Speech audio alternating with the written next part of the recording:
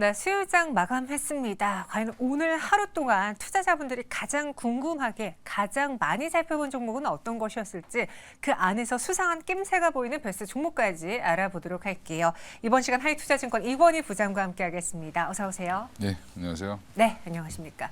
그래도 다행히 시장이 좀 잘 버티면서 마감을 했고 이제 공은 내일로 넘어간 것 같은데 그 안에서 투자자분들이 가장 궁금해했던 종목들 10가지 내일장에도 오를지 내릴지 보겠습니다. 2차 전지가 여전히 올라와 있고요. 해운주가 오늘 흐름이 좋아서 그런가 3위, 8위에 둘 다 랭크가 되어 있습니다. 원전, 반도체, 의료 AI, 바이오, 스마트팜까지 있는데 종목 볼까요? 오늘 많은 분들이 검색했던 종목, 에코프로 장 막판에 상승폭 더 키웠고 모비스랑 STX 그린 로지스 상한가 마감, 여기에 루닛은 급락으로 마감을 했습니다. 첫 번째 종목으로는 에코프로 볼게요. 앞서 이상혁 이사님이 FOMC 이후 시장이 반등하면 가장 기대되는 종목으로 에코프를 꼽아주고 가셨는데 최근에 그 90만 원 밑에까지 바로 어제 내려갔었어요. 그러다가 오늘 이렇게 좀 강하게 올랐거든요. 오늘의 상승 배경 어떻게 보시는지 내일장의 전망해 주시죠.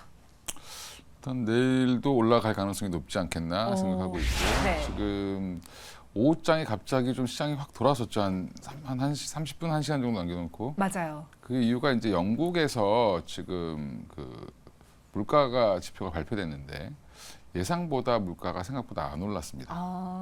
그래서 가이던스 대비해서 이제 시장 예상치보다 그 수치가 낮게 나오면서 미국 야간 선물도 좀 올라오고 있고 그다음에 우리나라 시장도 약간 좀 반등하는 모습을 보였기 때문에 그 말은 이제 FOMC 회의에서도 결과가 발표될 때 생각보다 뉘앙스가 약하지 않을까라는 기대감이 좀 반영됐다고 생각하시면 되는데 물론 파월 의장이 이렇게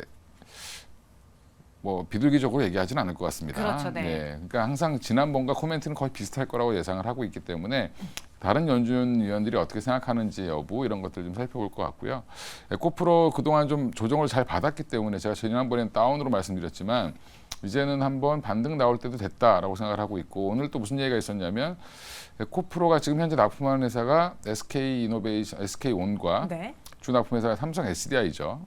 삼성 SDI랑은 이제 조인트 벤처까지 설립해서 납품을 하고 있고 그 두 회사에 납품을 하고 있는데 지금 LG 에너지 솔루션 납품 가능설도 지금 제기가 되고 있습니다. 그럼 이제 물론 지금 최근에 이제 리튬 가격 떨어지고 그다음에 2분기 때도 예상보다 실적이 안 나왔고 네. 3분기 때도 좀 안 좋을 거라고 보고 있는데 고객사가 하나 더 늘어난다는 거는 더 좋은 일이죠. 그렇죠. 그래서 지금은 예전에는 어디는 어디 이런 개념이 지금 없어졌습니다. 그래서 지금 어떻게 보면은 그런 게 가시화된다라고 하면 에코프로는 또 다시 한번 재상승할 여력은 충분히 있다. 에코프로 BM도 또 마찬가지다라고 생각하시면 될 것 같습니다. 네, 그럼 오늘장에 좀 이렇게 에코프로가 막판에 더 큰 상승을 보여줬던 거는 FOMC 회의 이후에 시장이 좀 살아날 것이다라는 기대 더하기 충분히 조정을 겪었다라는 가격적 메리트가 더해진 거였겠네요. 충분한 조정이었는지 아닌지는 지나봐야 아는 거죠. 사실은 네, 항상 그렇죠. 주식은 고점과 저점은 또 이제 조정 후 상승이 나오는지 안 나오는지는 차트가 만들어져야지 알기 때문에 사실은 좀 조심스럽지만 네. 오늘 좀 강하게 매수가 들어왔다라는 거는 내일도 추세는 좀 이어질 가능성이 높다. 내일 아마 미국에서 굉장히 매파적인 발언, 시장이 예상하지 못했던 발언이 나오지 않는 이상은 괜찮은 모습을 보이지 않겠나. 그리고 또 이 추석 연휴도 이제 다음 주에 있기 때문에 사실은 내일 정도까지 어느 정도 내일 모레 정도면은 시장이 방향을 좀 잡고 다음 주는 좀 쉬는 듯한 거래가 거의 안 되는 듯한 분위기로 갈 가능성도 있기 때문에 아마 내일이 좀 중요한 날일 것 같습니다. 최근에 그 투자자 예탁금이 급감했다는 네, 기사를 좀 많이 맞습니다. 봤어요. 네. 이게 그동안 우리 개인 투자자분들이 많이 선호했던 게 2차 전지였고 2차 전지의 다음으로 골랐던 게 이제 반도체였는데 두 쪽 다 최근 시장에서는 힘을 좀 못 냈잖아요. 그런 것 때문에 실망스러웠던 개인 투자자분들의 예탁금이 좀 줄어든 것도 추석 연휴를 앞둔 것도 있지만 그것도 한몫하지 않았을까 싶은데요. 그렇죠. 이제 지금 자금이 한 2조 이상 빠져나갔기 때문에 네.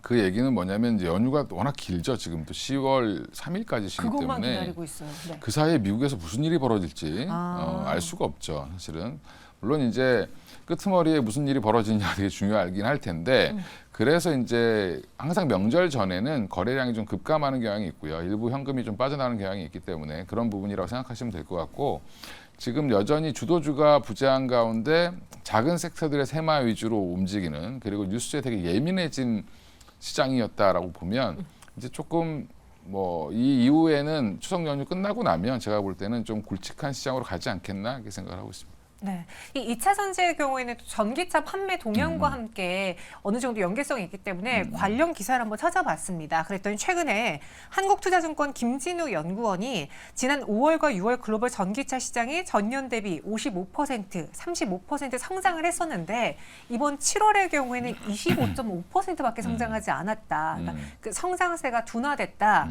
이는 전기차 시장이 커지면서 수요층의 눈높이가 높아졌고 의사결정도 깐깐해졌기 때문이다. 라고 평가를 했더라고요. 그래서 이게 좀 궁금해서요. 시장이 커지면 오히려 선택지가 많아져서 사는 사람이 많아져야 되는 거 아닌가? 근데 왜 눈이 깐깐해져서 안 사지? 이런 생각이 들었거든요. 일단 모든 신제품이 나오면 네. 이제 애플이 지금은 애플이 워낙 잘 팔리는 휴대폰이지만 애플이 처음 나왔을 때만 해도 긴가민가했죠 다들. 근데 이제 얼리 어댑터들이 사면서 홍보가 되고 네. 또 이제 너도 나도 쓰면서 많이 사게 되고 스마트폰이 그렇게 퍼졌습니다. 갤럭시도 마찬가지고. 그래서 갤럭시 S1부터 잘 팔린 것도 아니고 애플 1부터 잘 팔린 게 아닙니다. 2, 3 갔을 때 많이 팔린 것처럼 사실은 지금 이제 자동차도 똑같은데 전기차 지금 되게 사면 운전하고 뭐 다니고는 좋은데 되게 불편한 게 많습니다. 아직은. 아직까지는 그렇죠. 뭐 충전하기도 힘들고. 좀 소요 시간도 오래 걸리고. 예, 미국 같은 나라들은 사실은 뭐 개인용 충전기를 집에다 이제 저속 충전기를 달고 있으면 되지만 우리나라 같은 경우는 아파트잖아요. 어렵죠. 또 그리고 예, 인구 밀도도 높고 주차하기도 어려운데 이걸 어디다 설치하냐 이런 문제도 있기 때문에 여전히 보급에 문제가 있는 부분들은 얼리 어댑터들은 이제 돈이 약간 있으신 분들, 차를 좋아하시는 분들이 세컨카, 서드카로 산 분들은 이미 어느 정도 구매가 다 끝났다. 그럼 미국도 마찬가지일 겁니다. 그러면 이러고 나면 그 다음에는 이제 시장이 확대되려면 일반 이제 차를 한 대에 몰고 다니는 필수로 타고 다니시는 분들이 사줘야 됩니다. 그쪽에서 폭발적인 소비가 나와야 되고 그래서 미국의 이제 자동차 회사들도 그렇고 자동차 회사들이 고민하는 게 배터리를 좀 더 싸게 만들 수 있는 방법이 없을까? 원가를 낮출 수 있는 방법이 없을까? 이런 부분들 계속 노력을 하고 있죠. 그래서 그런 부분들이 강조되면서 그 시간 차이 정도라고 보시면 되고 그 미국도 지금 전기차를 만드는 과정도 보면 공장이 증설하는 속도가 좀 못 따라가지고 있습니다. 그러니까 배터리가 좀 남는 상태가 나왔던 이유가 뭐냐면 공장 증설이 생각보다 빨리 안 되죠. 네. 그리고 한번 만들어 보면 또 이제 수율도 빨리 안 나오니까 고치고 또 과정을 바꾸고 이렇게 하면서 시간이 좀 걸리는. 그래서 지금 보면 항상 책상에 앉아서 저희처럼 애널리스트처럼 계산하시는 분들 물론 가서 탐방도 하고 얘기도 듣지만 이게 뭐 성장률이 30%씩 계속 나오면 좋겠지만 항상 그게 변동폭이 좀 있을 수밖에 없다. 뭐 이렇게 보시면 되고 큰 추세는 변하지 않았지만 일시적으로 그런 과정을 거치는 중이다라고 생각하시면 될 것 같습니다. 네, 에코프로에 대한 이야기 나눠봤습니다. 오늘 장 7% 상승 마감했고요. 내일도 추가적인 상승은 가능해 보인다라고 의견, 특히나 오후장에 수급이 붙는 것에 대해서 의견을 주셨습니다. 그래서 두 번째는 모비스 볼게요. 어제부터 굉장히 핫했어요. 이 상한가를 보여줬는데 그 중입자 치료 테마가 하나 생겨버렸더라고요. 이 모비스의 내일장은 어떨지 이번에 이 상승 의미 있는 상승이라고 보십니까? 어떻게 보세요? 뭐 의미는 있는데 내일까지도 상승할 가능성도 있겠죠. 근데 내일은 아마 많이 흔들 것 같고요. 네. 그 내용을 보면 저도 이제 중입자 치료 모비스가 그 전에 초전도로 움직였는데 맞아요. 예, 지금 또 이제 중입자로 움직이는데 그것도 약간 테마부자네요. 예. 근데 지금 이게 내용을 좀 살펴보시면 내용이 이렇게 나와 있습니다. 저도 이제 이걸 메모를 해갖고 왔는데 네. 연세대에서 지금 19일 날 발표를 했는데 19일이면 어제죠, 어제. 어제 이제 올해 4월부터 전립선암 2기 진단을 받은 이제 환자한테 중입자 치료를 했더니 엄청난 큰 기계입니다. 거기 이제 그 우리가 MRI 찍는데 같은 그런 기계랑 비슷한데 그거를 이제 넣어서 한 2명을 이제 치료를 했더니 주변 장기 및 후유증이 없이 암 조직이 제거됐다. 네. 굉장히 좋죠. 그렇죠. 예, 획기적입니다. 그럼 이제 제약사들 다 망하게 생겼죠. 예, 근데 이제 중입자 치료로 인해서. 예, 중입자 치료로 이렇게 했다라고 나왔고요. 이제 그런 그 안에 이제 일부 부품 관련된 것들을 모비스가 만들고 있다라는 게 부각되면서 올라가고 있고, 또 하나 이제 관련주로 또 엮여 있는 게 비츠로테크라는 종목이 같이 엮여 있습니다. 네. 이 회사도 마찬가지로 핵융합 상용화를 위한 뭐 국제 핵융합 실험료와 차세대 에너지원 사업에 참여하고 있다. 이게 또 중입자랑 같이 연관이 있다고 해서 두 종목이 오늘 주목을 받았는데, 근데 이게 문제는 뭐냐면 연세대에서 운영하고 있는 그 중입자 치료기 한 대가 네. 3천억입니다. 한 대가 3천억이에요? 3천억입니다. 그러면 이게 상용화되기에는 이거 갖고 있는 나라가 미국도 안 갖고 있고요. 네. 한 7개 나라가 갖고 있긴 한데, 뭐 대만도 있고 뭐 영국도 있고 일본도 있는데, 지금 이걸 이제 적용하고 있는 거죠. 근데 3천억이면 이걸 가지고 그러면 한 대 만드는데 3천억인데 모비스가 거기에 납품을 할 수는 있겠지만 얼마를 받을까요? 네, 받아봐야 일회성이겠죠. 이게 보급이 많이 되고 네. 가격이 내려와야 사실은 돈이 되는데 모비스 입장에서 모멘텀은 될 수 있는데 큰 돈은 안 되는 사업일 수 있다. 향후에 이게 보급되려면 금액이 내려와야 되겠죠. 그래도 한 100억대로는 좀 내려와야 네. 병원에서 사겠죠. 연대도 그렇죠. 지금 사실은 정부 지원받고 뭐 해서 이게 설치를 한 거지. 사실 이게 뭐 한 대 3천억짜리를 막 쉽게 갈 살 수는 수는 없죠. 네. 막 갈 수는 없습니다. 그러니까 이런 부분들까지 고려해 보시면 현실 이제 실제로 이 치료를 받으시는 분들이 아마 행운하신 거고 이거 치료 받으려면 아마 의료보험이 당연히 안 되겠죠. 그렇겠죠. 예, 그러면 돈이 엄청 많아야 치료를 할 수 있는 그런 기기가 되지 않겠나 당분간 그렇게 생각하고 있습니다.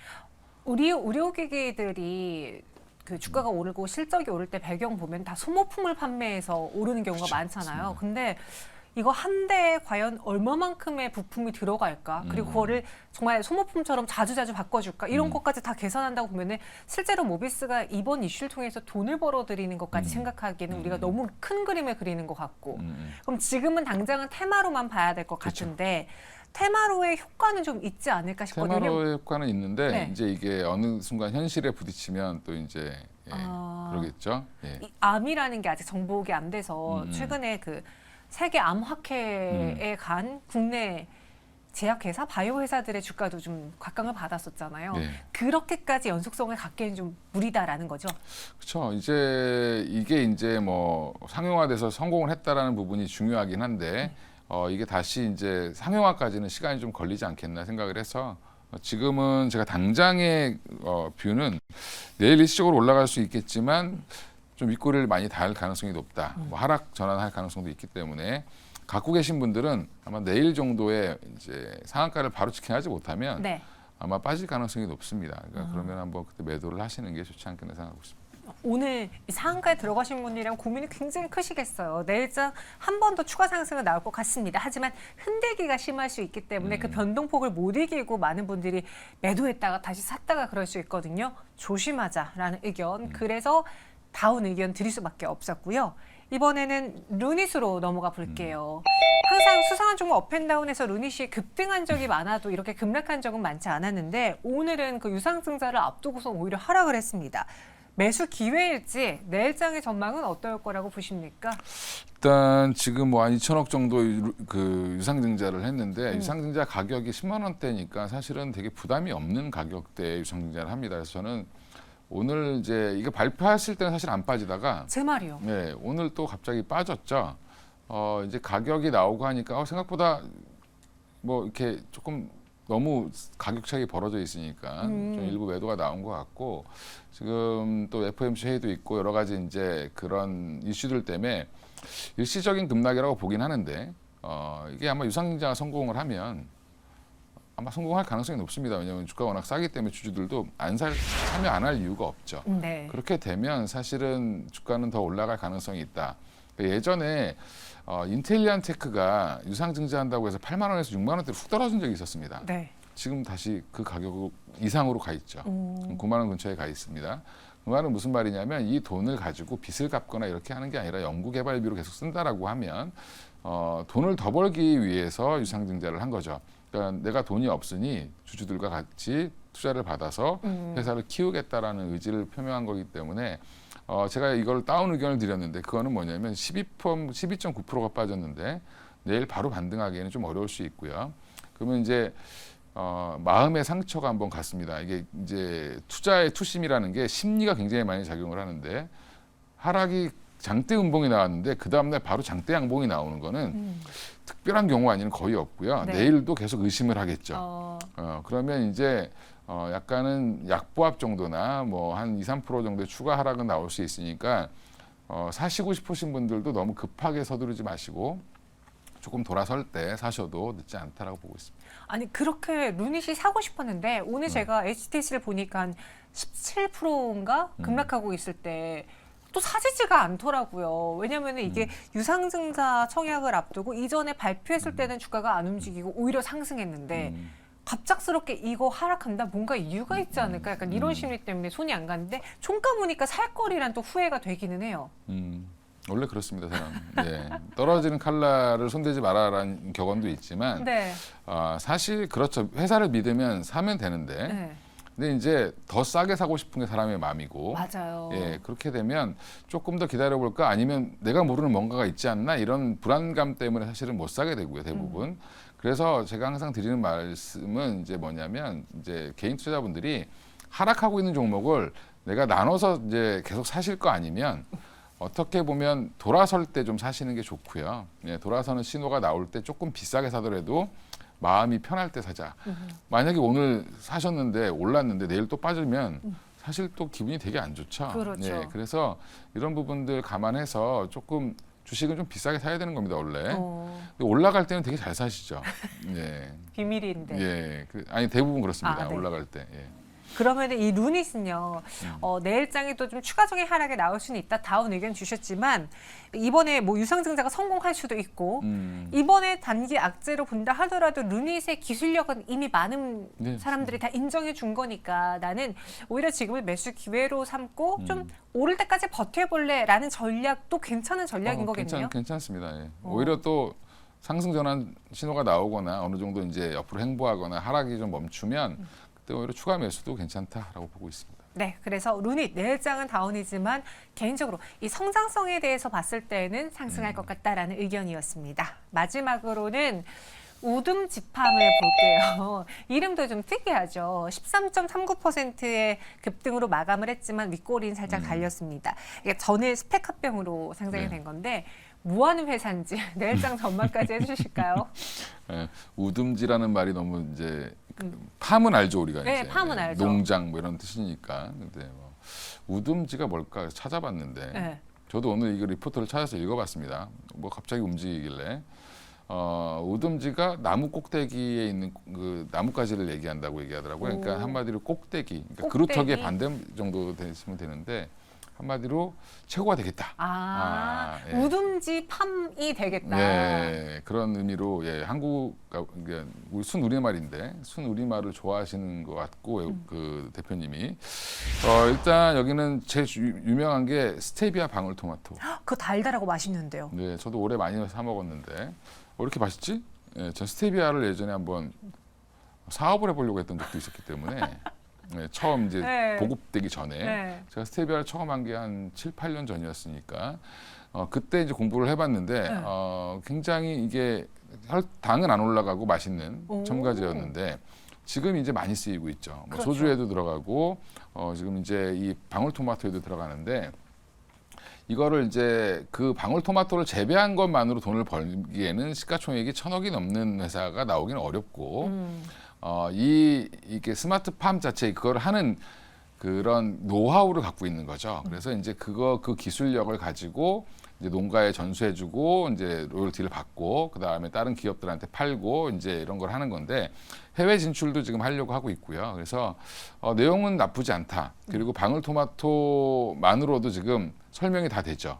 그래서 올해 아마 제일 많이 사드셨던 과일 중에 하나지 않겠나 저는 네. 개인적으로 생각하는데 가격이 되게 비쌌습니다. 어. 일반 방울토마토의 거의 한 1.5배? 비싸네요. 예, 그렇게 됐는데 지금 이 회사가 이제 상장한 지 이틀 됐는데 오늘 좀 많이 올랐지만 어제는 또 떨어졌잖아요. 예, 뭐 상장가액에 비해서는 뭐 그닥 많이 오른 건 아니죠, 사실은. 근데 시가총액 자체도 보면 지금은 좀 비싼 편입니다, 사실은. 돈 벌어들이는 돈에 비하면.